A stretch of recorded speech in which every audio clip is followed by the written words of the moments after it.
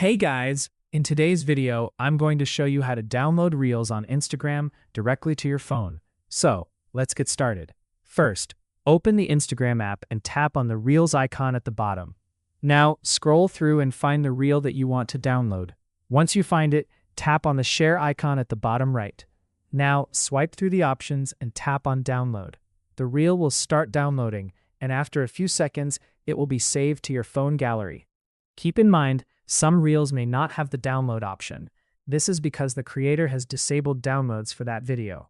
Also remember, if you download someone else's Reel, it is only for personal use and not for commercial purposes.